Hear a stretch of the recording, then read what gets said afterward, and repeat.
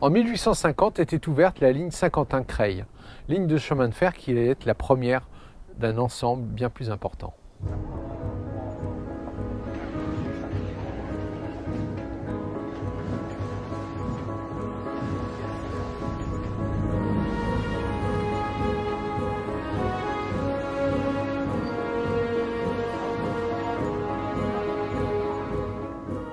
Effectivement, en 1865, la loi Migneret autorise les communes et les départements à créer des lignes de chemin de fer dites d'intérêt local ou lignes de chemin de fer secondaire.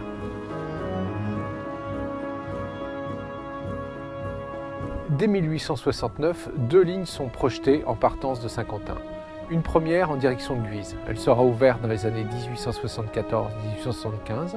La seconde ligne est projetée en direction d'Arras. Finalement, elle s'arrêtera à Velu-Bertincourt, une commune du Pas-de-Calais. Cette ligne ouverte en 1879-1880 va nécessiter la création d'une gare, la gare de Recours au milieu du quartier Saint-Martin. Elle va nécessiter aussi la création d'un pont pour traverser le canal en direction de la gare de Saint-Quentin. C'est le fameux pont de Velu que tout le monde connaît à Saint-Quentin.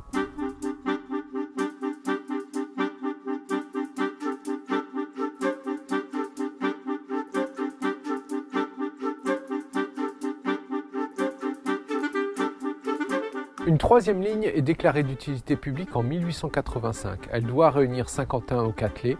Elle s'appelle la ligne du Cambrésis.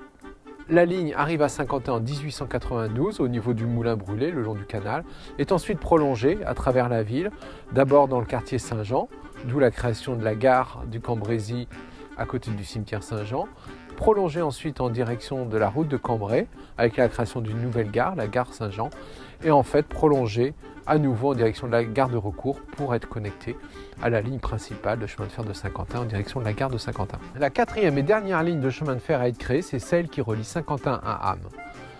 Elle se connecte, elle aussi, à la gare de Recours avant de rejoindre la ligne principale.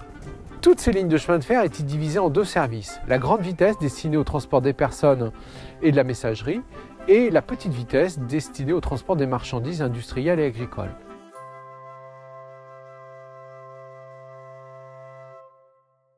Durant la Première Guerre mondiale, ces lignes de chemin de fer ont une importance stratégique pour l'armée allemande. Les hommes et munitions qui débarquent en gare de Saint-Quentin peuvent ensuite être conduits en direction des lignes de front grâce à ces différentes lignes de chemin de fer. Après la guerre, toutes ces lignes de chemin de fer vont être restaurées. Elles retrouvent une importance stratégique puisqu'elles vont permettre à aider à la reconstruction des campagnes dévastées par la guerre. Mais dans les années 1930, le roulage, c'est-à-dire le transport par camion et par autobus, va fortement concurrencer ces lignes de chemin de fer qui peu à peu vont péricliter et finalement toutes fermer au cours des années 1950.